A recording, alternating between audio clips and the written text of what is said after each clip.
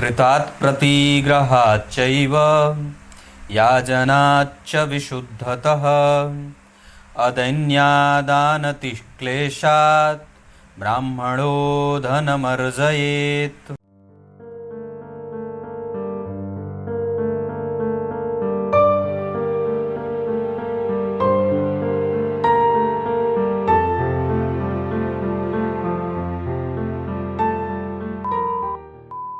प्रिय दर्शकों नमस्कार, एक बार फिर से उपस्थित हूँ आप सबके सामने सोमवार के कार्यक्रम में।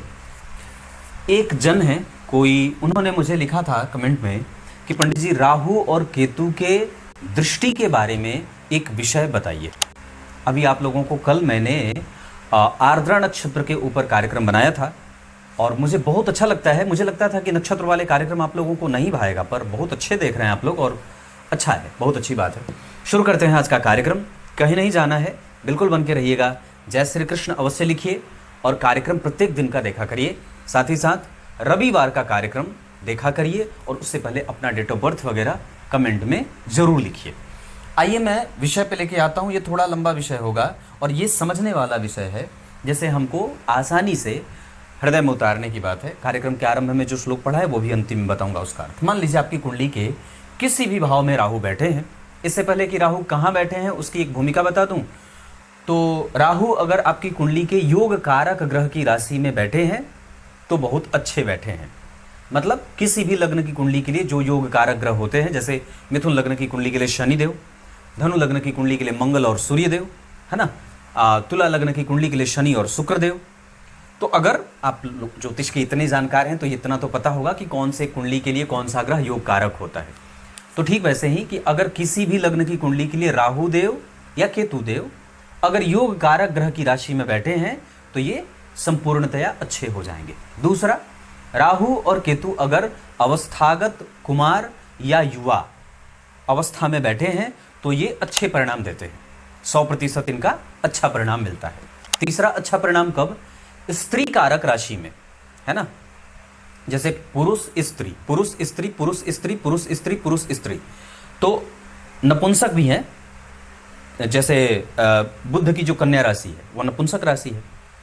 तो वैसे ही पुरुषोचित और स्त्रियोचित, इसमें से स्त्री कारक जितनी राशियां हैं 2, 4, 6, 8, 10 और 12, इसमें अगर राहु और केतु बैठते हैं तो अच्छे परिणाम करते देखे गए हैं।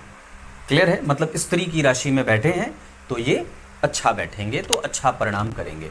इसके साथ साथ तो मैंने क्या बात कही, स्त्री कारक राशियों में अपनी डिग्री के आधार पर युवा या कुमार, योग कारक ग्रह की राशि में, और तीसरा के बाद चौथा, चतुर्थ, पंचम, दशम और एकादशवें में राहु चाहे पुरुष राशि में बैठे हों चाहे स्त्री राशि में बैठे हों, ये दोनों ही राशियों में अच्छे परिणाम करते हैं। किन भावों में? चतुर्थ, पंचम, दशम और एकादश में। यहाँ के राहु चाहे पुरुष में बैठे हों चाहे स्त्री में, कोई फर्क नहीं पड़ता, ये अच्छे परिणाम देते ही देते हैं।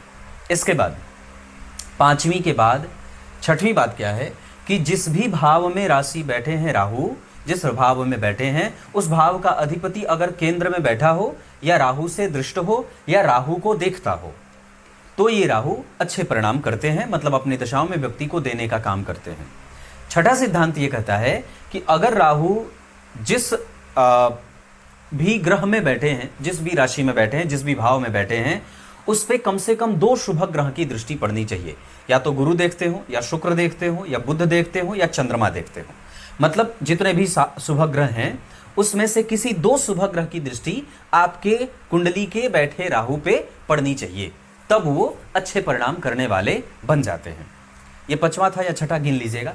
उसके बाद एक सिद्धांत और है कि जिस नक्षत्र में राहु बैठे हैं उस नक्षत्र का अधिपति उस कुंडली में श्रेष्ठ भावों में बैठना चाहिए। या तो केंद्र में बैठा हो या त्रिकोण में बैठा हो। मान लीजिए राहु आश्लेषा नक्षत्र में बैठे हैं तो बुध जो आश्लेषा नक्षत्र के स्वामी हैं वो या तो लग्न, चतुर्थ, पंचम, सप्तम, नवम, दशम में बैठे हों। अगर इन भावों में बैठे होते हैं तो वो अच्छे परिणाम करते हैं। केंद्र का मतलब चतुर्थ, लग्न, सप्तम और दशम होता है। त्रिकोण का मतलब पंचम और नवम होता है। अगर इन भावों में बुध बैठ जाएंगे, मान लीजिए जिस नक्षत्र में बैठे हैं राहु, तो इतनी सारी चीजें राहु को देख करके। अब मूलतः बात हमारी जो है वो दृष्टि पे है। तो किसी भी अवस्था में अगर राहु अगर स्त्री कारक राशि को देखते हो, अगर कोई 2, 4, 6, 8, 10 और 12 नंबर की राशि पे उनकी दृष्टि पड़ती हो, मान लीजिए यहां बैठे हैं और यहां पे 2, 4, 6, 8, 10, 12, या यहां पे 2, 4, 6, 8, 10, 12, या जहां भी उनकी 5वीं, 7वीं और 9वीं दृष्टि जहां भी पड़ रही है वहां पे अगर, या फिर ये कह सकते हैं कि सम संख्या की राशि को देखते हो, क्लियर है? अगर सम संख्या की राशि को देखेंगे तो वो राहु उस भाव में बल डालने का काम करते हैं, बल देने का काम करते हैं। जैसे संतान भाव को अगर मान लीजिए पंचम भाव पे कोई सम संख्या की राशि बनी है और राहु की दृष्टि यहां पड़ रही है, तो संतति को एनर्जी, संतति का काम आगे बढ़े, संतति को मतिमान और संतति को श्रेष्ठ बनाएंगे। लेकिन अगर विषम संख्या की राशि बनी है और अगर वहां राहु की दृष्टि पड़ेगी तो ये राहु आपको कष्ट देने वाले, परेशानी और संशयात्मक स्थितियों में ले जाने वाले बना देते हैं।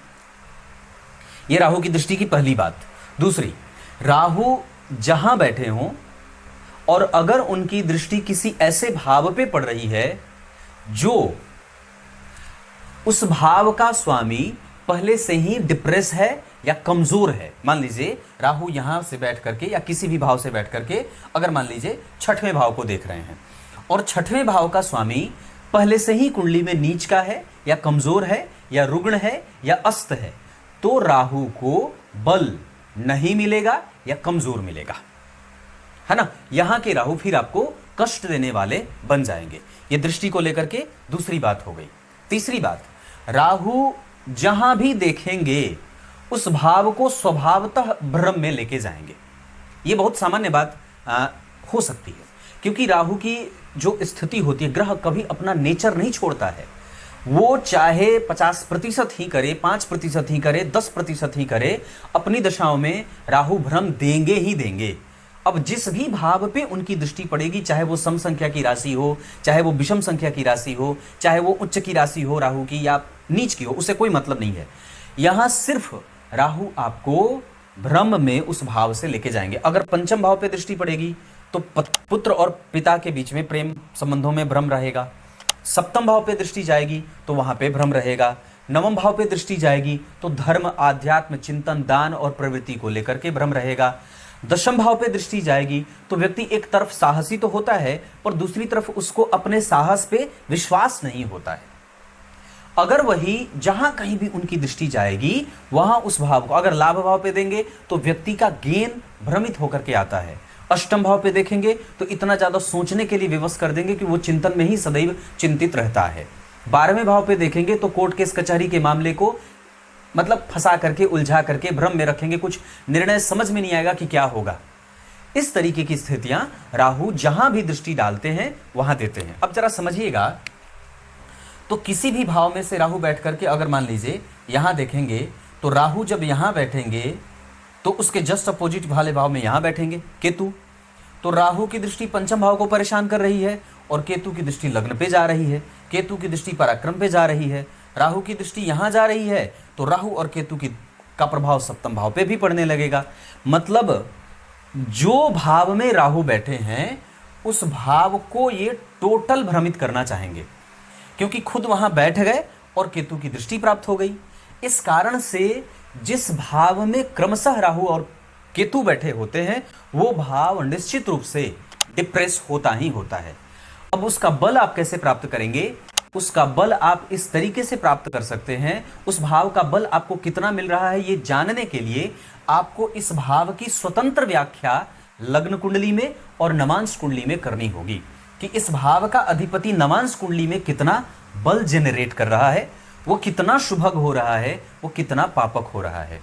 लग्न कुंडली में वो ग्रह जहां राहु बैठे हैं उस भाव का अधिपति कितना बल प्राप्त कर रहा है। मान लीजिए यहां 5 नंबर की राशि बनी और केतु यहां बैठ गए, यहां पे 10 नंबर लिखेगा, 5, 6, 7, 8, 9, 10, 11। तो यहां के अधिपति शनि कितने बलवान हैं और यहां के अधिपति सूर्य कितने बलवान हैं, है ना? तो ये जो स्थिति होती है ये व्यक्ति को बड़ी परेशान करने वाली हो जाती है। अगर वो बल उस भाव के अधिपति के पास, जैसे कि मैंने पूर्व में भी कहा था, नहीं मिलेगा तो ये राहु और केतु और भी ज्यादा चिंतित करने वाले हो जाते हैं। और ये दोनों ग्रह ऐसे होते हैं कि यहां बैठे तो राहु यहां देख लिए, यहां देख लिए, क्रमशः ये कुंडली के 6 से 7 भावों को प्रभावित करते हैं। कैसे? मान लीजिए राहु यहाँ बैठ गए तो यहाँ से राहु की दृष्टि यहाँ पड़ गई, राहु की दृष्टि यहाँ से यहाँ पड़ गई, राहु की दृष्टि यहाँ से दशम भाव पे पड़ गई।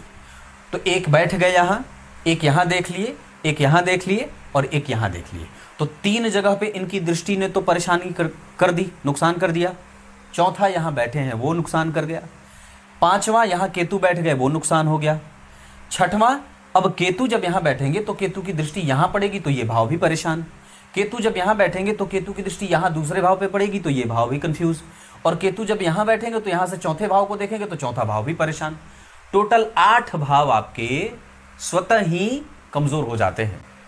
इसी वजह से जब भी राहु और केतु को देखना होता है तो मैंने जितने भी सिद्धांत पूर्व में बताए थे, अगर उसमें से वो चीजें प्राप्त होंगी तभी आपकी कुंडली के राहु और केतु आपके लिए पॉजिटिव हैं या रिस्पॉन्स करने वाले हैं, नहीं तो ये परेशान करने के लिए काफी हो जाते हैं।